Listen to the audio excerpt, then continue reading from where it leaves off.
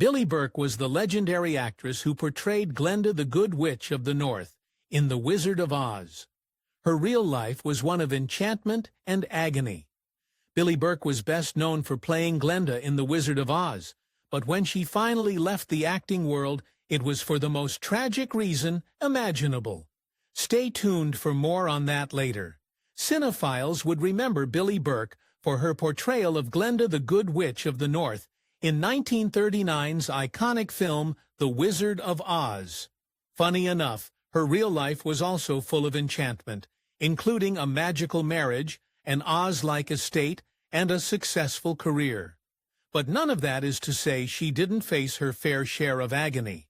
The actress who would grace stages and screens from London to Hollywood and back was born a long way from the spotlight. Mary William Ethelbert Appleton Burke debuted on the stage of life on August 7, 1884 in Washington, D.C. But even though she was born far from the spotlight, she had show business in her veins. Burke was practically born to be an entertainer. Her father, William Billy Burke, worked for Barnum and Bailey Circus as both a clown and singer. She spent her earliest years traveling all around the world with her showbiz father and picking up his passion for entertainment. It wouldn't be long before she decided to follow in his clown shoe-size footsteps. Eventually, Burke's father grew tired of the constant traveling, and the family finally put down some roots in London. By then, however, she had spotlights in her eyes and couldn't resist the lure of London's West End theatre scene. After spending countless hours watching plays, she finally made her own stage debut in 1903 in The Schoolgirl. But from the sounds of it, she was the one doing the schooling. After a couple more hits on the West End with The Duchess of Danzig and The Blue Moon, Burke set her sights on even brighter lights. Broadway. She arrived in New York and immediately took a big bite out of the Big Apple with leading roles in hit plays like Mrs. Dot, Suzanne, and The Runaway. Funny enough, she was having Runaway's success. At the tender age of 24, Burke had already made a name for herself as one of the leading actresses on the stage, and she had the bank account to prove it. In 1910, she purchased the Grand Kirkham estate in Hastings on Hudson, New York. Enamored by the enchanting property, she renamed the mansion on the estate to Berkeley Crest. Now she just needed a family to fill it. While starring in a production of The Amazons, Burke caught the attention of the legendary impresario Florence Ziegfeld. But there was nothing that Ziegfeld could offer her that she didn't already have, except for love. In 1914, the power couple became the toast of New York as they said their I-dos. Just 2 short years later, they welcomed their only daughter, Patricia Ziegfeld, into the world. But their storied romance almost never happened. With a booming career and all of the wealth in the world, Burke wasn't exactly shy on suitors. In fact, before tying the knot with Ziegfeld, Burke had quite the roster of beaux. While she managed to fend off most of her admirers, the operatic legend Enrico Caruso nearly sang his way into her heart, but only Ziegfeld saw her true potential. Up until 1914, Burke had restricted herself to the stages of London's West End and New York's Broadway. But in 1915, her face would grace screens anywhere there was a projector, as she made her cinematic debut in the silent film Peggy. Allegedly, the studio paid her a whopping $50,000 for the role, and she was worth every penny. Burke's transition from stage to film was a risky endeavor, but it turned out to be a resounding success. After just her first film, she quickly became one of Hollywood's highest-paid actresses, if not the highest-paid actress in all of Tinseltown. Then her enchanted career really kicked into hyperdrive, catapulting her to center stage. Following her film debut in 1915, Burke landed the lead role in one of the first film franchises in Hollywood history. Starring in the wildly popular 15-part silent serial Gloria's Romance, her fame reached new heights. She immediately became an audience favorite, comparable to other greats like Mary Pickford and Lillian Gish, but she may have had some help reaching the top. Burke's husband, Ziegfeld, might have played a role in her meteoric rise to film stardom. When Burke appeared in films for Adolf Zucker and Jesse Lasky, Ziegfeld ensured that the ads for the films contained the line by special arrangement with Florence Ziegfeld. Nevertheless, there was no denying that Burke had the special it factor. While Burke had serious acting chops, her girlish charm and impeccable fashion sense earned her just as many plot hits and fans. Burke always appeared on screen and in person, draped in stunning gowns, burrs, and the finest jewelry. In fact, her trend-setting threads had department stores across the country scrambling to keep up. Burke's effortless style and grace drove moviegoers from their seats directly to department stores. After her groundbreaking performance in the 1909 film My Wife, The Billie Burke Dress, a charming piece with a lace trim and flat collar, became a fashion sensation. Fans even wanted to look like Burke when crawling into bed. Burke's trend-setting powers extended far beyond casual dresses. After starring in her film series Gloria's Romance in 1916, even the pajamas she wore on screen became all the rage. Fans started referring to the one-piece outfit complete with ruffles around the ankles as Billie Burke pajamas, but it would cost a fortune to dress like her. There's a reason that Burke's outfits always looked so good. Money. According to advertisements for the film Gloria's Romance, Burke's wardrobe cost an outstanding $40,000. Some of the outfits that she wore in the film were reportedly her own, so no one could accuse her of being inauthentic. In fact, her films mirrored her real life. Burke threw everything she had into the films she made.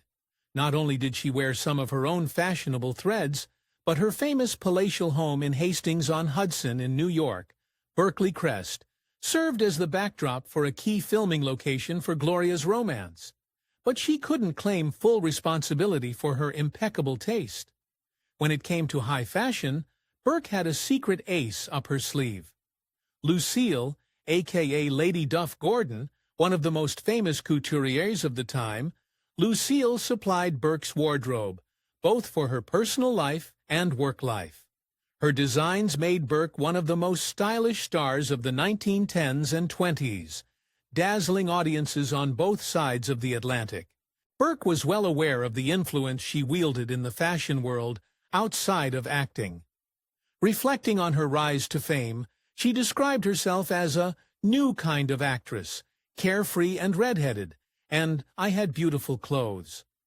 While she wasn't exactly modest, she never lost sight of her humble roots on the stage. Though Burke found enormous success in Hollywood, her first love was always the stage. After conquering the silent film world, she made a triumphant return to theater, starring in hit plays like Caesar's Wife, The Intimate Strangers, The Marquis, and The Happy Husband. But there was another, more personal reason for her return to the stage. By 1919, Burke hadn't just returned to the stage, she had left cinema altogether. Given that she had been at the top of her game, the move shocked her adoring fans and left her producers baffled. But she had good reason. She had retired from screen acting to focus on raising her daughter and putting the finishing touches on Berkeley Crest. And they were quite the finishing touches. Burke and Ziegfeld's estate, Berkeley Crest, wasn't just a mansion. It was an opulent wonderland that would have fit perfectly into the Land of Oz. The couple filled their home with Italian and English antiques, Chinese hangings, and even a decked-out projection room where they could screen films. As if that wasn't enough, they built a playhouse for their daughter. But this wasn't just any playhouse. It was a mini recreation George Washington's Mount Vernon. Suffice to say, it took a small army to keep the place running. Burke might have retired from Hollywood, but she was still living like cinematic royalty. Burke and Ziegfeld employed 17 servants to cater to their every need at Berkeley Crest. They also had a small zoo filled with deer, parrots, geese, pheasants, ponies, and even buffalo. But her enchanted life was about to take an agonizing turn. During the Wall Street crash of 1929, Burke and Ziegfeld lost everything. Their once vast fortune was reduced to nothing in an instant, and Burke and her husband had to make a drastic move. Against her will, but left without any choice, Burke packed up her bags and returned to the only place she knew she could make money: Hollywood.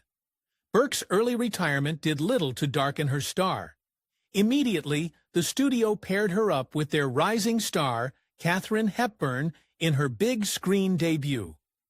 Burke portrayed Hepburn's mother in the 1932 film A Bill of Divorcement, directed by the legendary George Cukor, but her comeback came at a deeply crushing personal cost.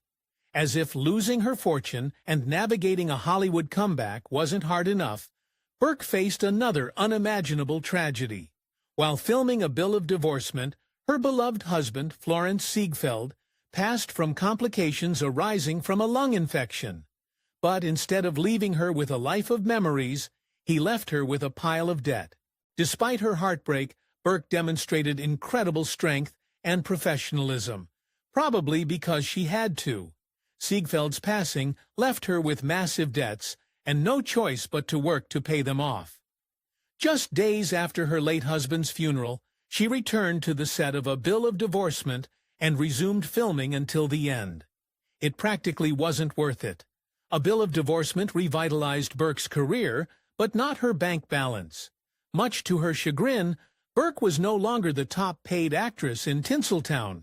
While she earned a paltry $1,500 per week for 4 weeks of work, her male co-star, John Barrymore, netted $50,000 plus a sweet cut of the box office. If anything, however, it only motivated her to work harder. Following her successful return to the big screen, Burke hit the jackpot with yet another George Cukor-directed film.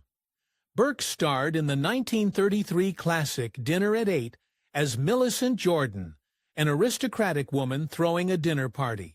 Her ditzy, feather-brained, upper-class matron character became an audience favorite, cementing her comeback. With Dinner at 8, Burke's career took a delightful turn back to one of enchantment.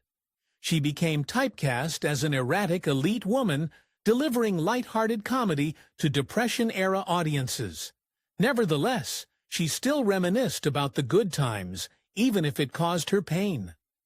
In 1936, MGM embarked on a massive project that would take Burke down memory lane.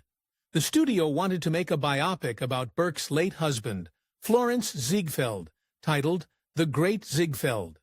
While the film would go on to become a massive success, netting 2 Academy Awards, the John down memory lane was hard for Burke. While The Great Ziegfeld may have won awards, it caused some serious conflict between Burke and the studio. MGM cast Myrna Loy to play Burke's character in the film, angering the very much still alive Burke, who felt she could have taken the role herself. The studio, however, deemed her too old. What she did next, however, shocked the studio. Burke could have held a grudge against MGM for the rest of her life, given their treatment of her.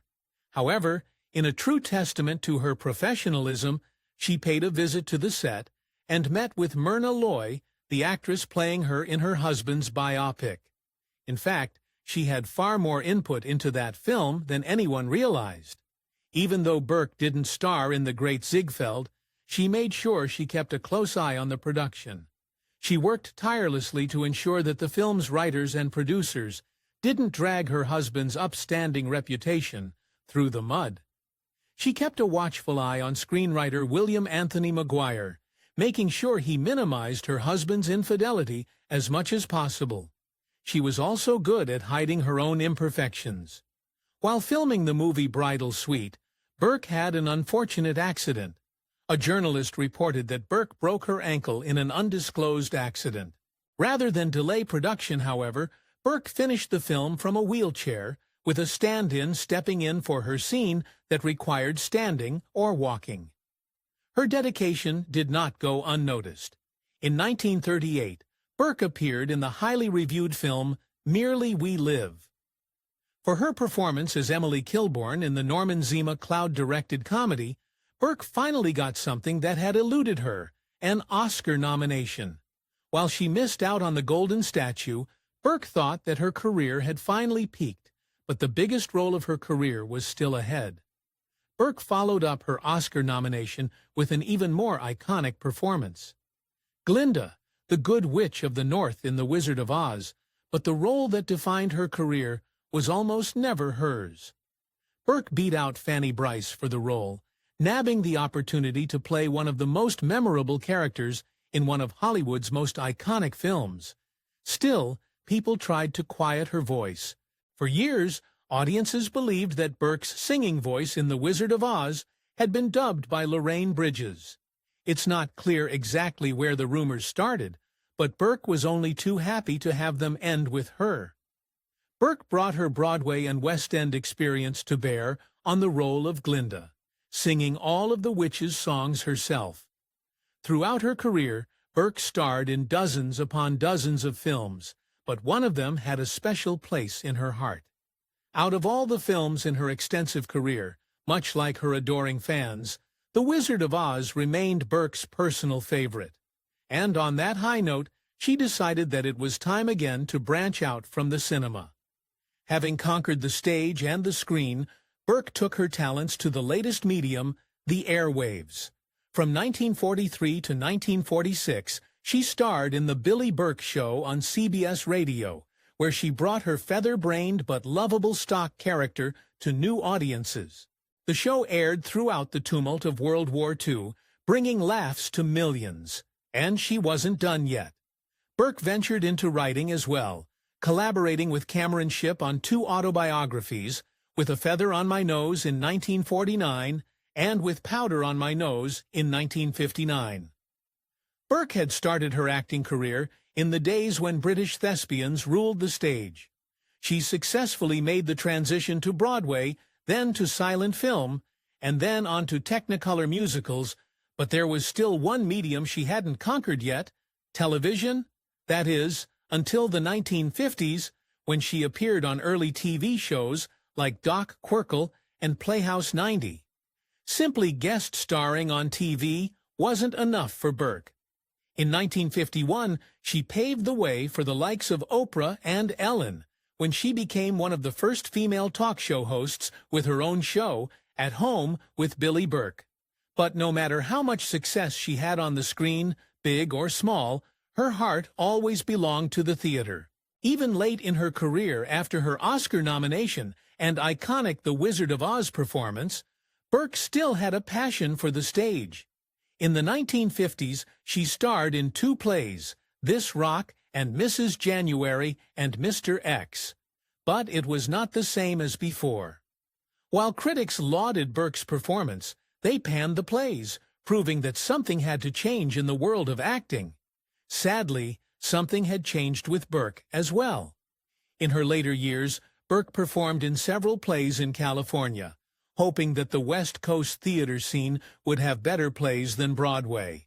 However, her age was finally catching up with her, and she started having difficulty remembering her lines. It was an ominous turn of events, and what had otherwise been an enchanting career. In the late 1950s, Burke did the unthinkable and retired from acting for a second time. Though her fading memory played a large part in her decision, she didn't want her fans to worry about her. Instead, she simply explained, acting just wasn't any fun anymore, and made her exit from the stage for good. But there was still one opportunity for her to say goodbye. Burke's long career had started in 1903 in London's West End and carried her all the way to Hollywood. But in 1960, her storied career had its final act when, at the age of 76, she starred in Sergeant Rutledge, a Western directed by John Ford. It was a small role, but it marked the final chapter of a career that had spanned over 5 decades. Even as she aged, Burke kept her sense of humor, even if her memory failed.